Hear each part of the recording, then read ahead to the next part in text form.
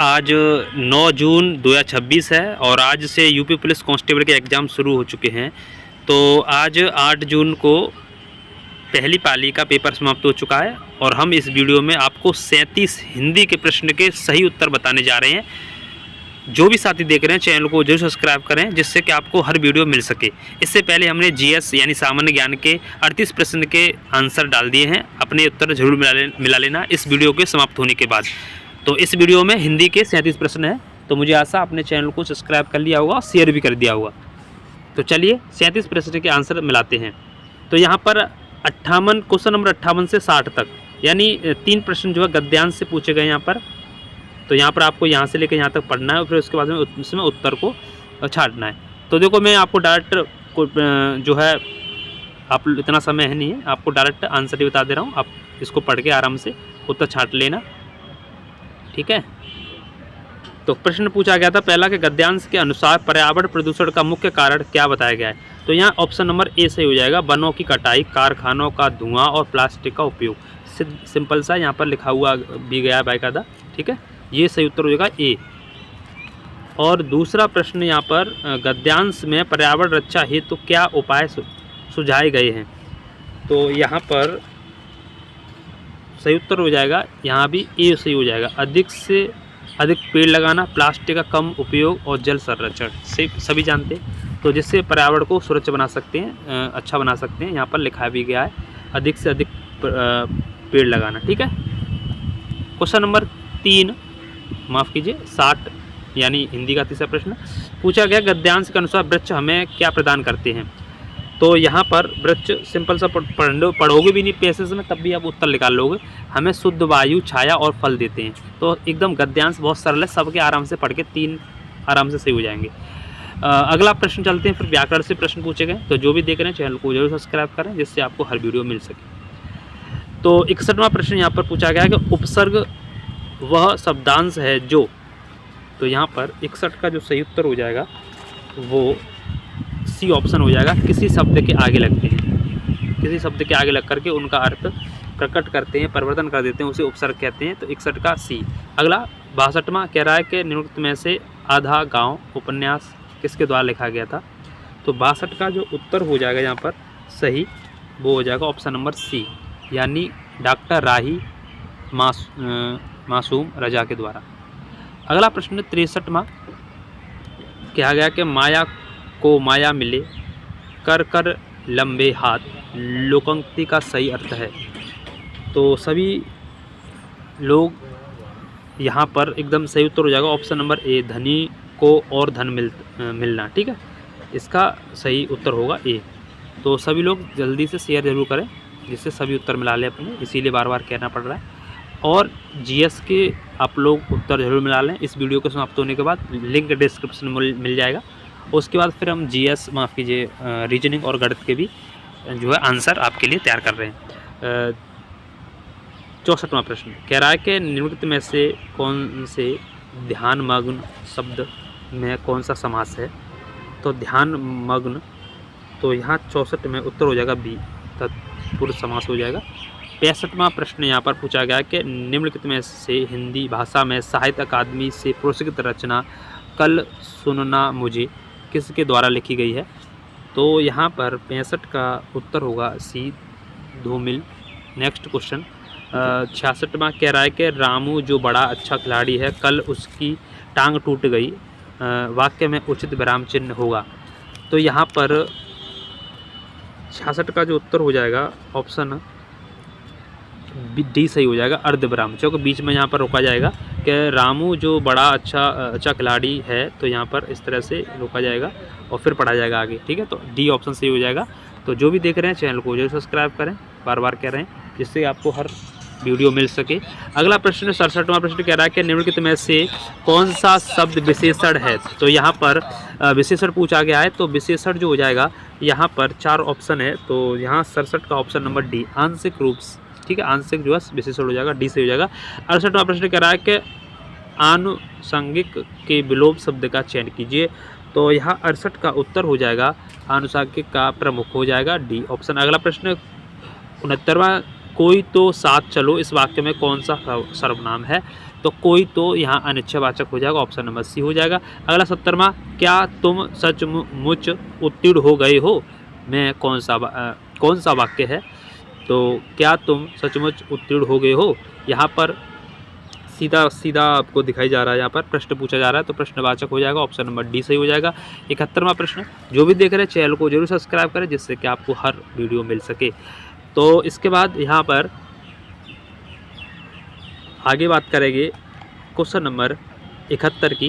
कह रहा है कि ऊपरी बनावट या तड़क भड़क के लिए कौन सा एक शब्द है? तो यहाँ पर 71 का जो उत्तर हो जाएगा ए आडंबर। नेक्स्ट क्वेश्चन कह रहा है 72वां, मोहन बिल्कुल थक गया है इस वाक्य में अव्यय है। तो पूछा गया प्रकार, जो रेखांकित दिया गया बिल्कुल, ये किसका है?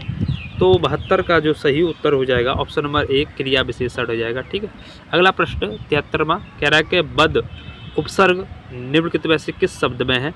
तो बेदम या बेखुदी या बदमाश या बदौलत। तो यहाँ 73 के में हम जब देखेंगे तो यहाँ पर बद जो है उपसर्ग है किस में प्रयोग किया गया, ऐसा पूछा गया है 73 में। तो बद उपसर्ग जो है, उपसर्ग यानी अभी देखा था जो शुरू में लगते हैं और प्रकट करते हैं। तो यहाँ पर बद देखो, इसमें तो ए में तो होगा नहीं, द बी में दिखाई दे रहा है, और यहाँ न सी में कुछ ऐसा दिखाई दे रहा है, बद प्लस औलत यहाँ, लेकिन बद प्लस मास, बदमाश। ठीक है, ये सही हो जाएगा सी इसका, है ना। अगला क्वेश्चन 74वां कह रहा है कि मानव जीवन पर ग्रहों और तारों के प्रभाव के अध्ययन को क्या कहते हैं? 74 का प्रश्न है, 74वां डी सही हो जाएगा इसका, ज्योतिषी। अगला गुलाम शब्द का विलोप क्या होगा? आज़ाद, डी बी ऑप्शन। अगला निम्नलिखित में से सर्कस उपन्यास किसके द्वारा लिखा गया? सर्कस की बात करेंगे तो 76 का यहाँ संजीव। अगला क्वेश्चन, दिनों का फेर होना मुहावरे का अर्थ है? 77 दिनों का फेर होना, दिनों का फेर होना, तो यहाँ सी भाग्य का चक्कर। अगला 78वां प्रश्न, जो भी देख रहा है चैनल को जरूर सब्सक्राइब करें। जीएस के अपने यानी सामान्य ज्ञान के 8 जून यूपी पुलिस कांस्टेबल के पहली पाली की हम आंसर की बना रहे हैं, जिसमें जीएस के क्वेश्चंस डाल दिए हमने आंसर की बना के, देख लेना 38 प्रश्न के, और इस वीडियो में हिंदी के प्रश्न हैं और इसके बाद फिर गणित और रीजनिंग के प्रश्न आने वाले हैं। 78वां कह रहा है कि जिस क्रिया का फल कर्ता को छोड़कर कर्म पर पड़े उसे क्या कहते हैं?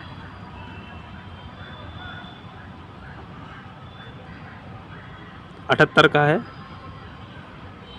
सकर्मक क्रिया, यहाँ पर सही होगा। आगे कह रहा है धूसर शब्द का पर्याय है, धूसर शब्द का, तो यहाँ बी होगा गर्दभ। अगला क्वेश्चन 80वां कह रहा है कि उन्होंने बहुत लड़ाइयाँ लड़ी इस वाक्य में लड़ी है किस क्रिया का उदाहरण?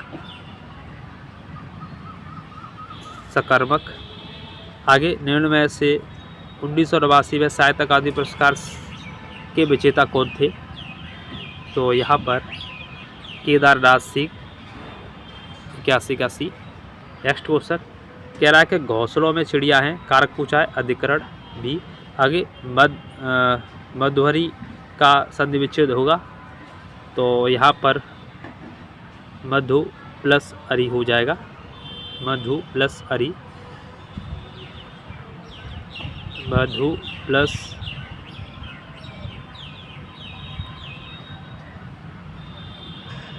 यहाँ पर बी सही हो जाएगा, मधु प्लस अरी। अगला क्वेश्चन 84वां, तो ये थोड़ा सा छाए में आया है प्रश्न, लेकिन मैं आपको बता दे रहा हूँ, अपने पेपर में से मिला लो अच्छे से। कह रहा है कि यहाँ पर भाला शब्द का वचन बदलिए, भाला का वचन बदलवा रहा है यहाँ पर, तो भालाएँ हो जाएगा यहाँ पर, भालाएँ चंद्र बिंदु वाला। आगे कुआ पीछे खाई मुहावरे का अर्थ, तो दोनों तरफ विपत्ति या परेशानी ऐसा ऑप्शन होगा, उसको सही करना है। आगे अगला प्रश्न यहाँ पर कह रहा है कि निम्नलिखित में से कौन सा अविभाव समास का उदाहरण है? तो यहाँ अविभाव समास की बात करेंगे 86वें प्रश्न में, देख लो आपका अव्ययभाव समास जो है किस क्वेश्चन में है, थोड़ा अंधेरे में है। तो अव्ययभाव समास हो जाएगा धीरे धीरे, ऑप्शन नंबर डी, धीरे धीरे। ठीक है, अगला प्रश्न, रात को आकाश में तारे चमकते हैं, इस वाक्य में रेखांकित शब्द का कारक है। तो आकाश में आ रहा है, तो में अधिकरण आएगा, तो आकाश वाले में अधिकरण को उत्तर मानेंगे। अंधेरे में ये फ़ोटो खिंचा गया है, इसीलिए दिख नहीं रहा होगा आपको, लेकिन आप लोग अपने पेपर में से मिला लें, मैं आंसर बता रहा हूँ। अगला प्रश्न 88वां कह रहा है यहाँ पर, निम्नलिखित में से कौन सी रचना महादेवी वर्मा जी के द्वारा नहीं लिखी गई। तो यहाँ पर महादेवी वर्मा जी के द्वारा ए ऑप्शन पिंजर नहीं लिखा गया है, बाकी यामा, दीपशिखा, गीत पर्व लिखा गया है। और इसके बाद आगे की बात करेंगे यहाँ पर 89वां प्रश्न। जो भी देख रहा है चैनल को जरूर सब्सक्राइब करें। कह रहा है कि निम्नलिखित में से संसद से सड़क तक किसके द्वारा लिखी गई है। तो 89 का जो उत्तर हो जाएगा वो ऑप्शन नंबर, माफ़ कीजिए यहाँ पर, हाँ सही है, तो यहाँ उत्तर हो जाएगा 89 का बी, 89 का बी, सुदामा पांडे। ठीक है, अगला क्वेश्चन 90वां, जिसके पास घर न हो उसके लिए शब्द है। तो 90 का ए होगा, अनिकेतन। और इसके बाद 91 वाला प्रश्न पूछा गया कि निम्नलिखित में से मुहावरे में कौन सा गलत है। तो गलत जो होगा वो यहाँ पर सी हो जाएगा, कंधे से कंधा छिलना, चोट लगना। तो सी सही हो जाएगा। अगला क्वेश्चन, कृष्ण विष्णु अविनाशी किस शब्द के अनेकार्थी है। तो 92 का जो हो जाएगा वो सी सही हो जाएगा, अच्युत। ठीक है, अच्युत के हो जाएंगे, 92 का सी। और 93 की बात करेंगे यहाँ पर। 93 कह रहा है कि वर्ष 2005 में कुंवर नारायण जी को किस भाषा के लिए ज्ञानपीठ मिला। तो यहाँ हिंदी। और लास्ट अगला प्रश्न यहाँ पर देखेंगे हिंदी का। तो जो भी देख रहे हैं चैनल को जो सब्सक्राइब करें। कह रहा है कि जिसका भाग्य अच्छा न हो के लिए शब्द है। तो यहाँ पर 94 का उत्तर हो जाएगा ए, अभागा। तो इस तरह से हमने आपको 37 प्रश्न के हिंदी के आंसर बताए 8 जून पहली पाली के। अब इसके बाद गणित और रीजनिंग के आंसर की हम बताएंगे। बाकी सामान्य ज्ञान की आंसर की हमने डाल दी है जीएस की। इस वीडियो के बाद लिंक आपको डिस्क्रिप्शन में मिल जाएगा, देख लेना। चैनल को जरूर सब्सक्राइब करें जिससे कि आपको हर वीडियो मिल सके समय से। ठीक है, और बाकी इसी प्रश्न में कोई आपत्ति है तो कमेंट करके बताएं। बाकी ठीक है, जय जय भारत, वंदे मातरम, जय सीताराम। आपके कितने मार्क्स हो रहे हैं ये भी बताएं कमेंट में। जय जय भारत, वंदे मातरम, जय सीताराम।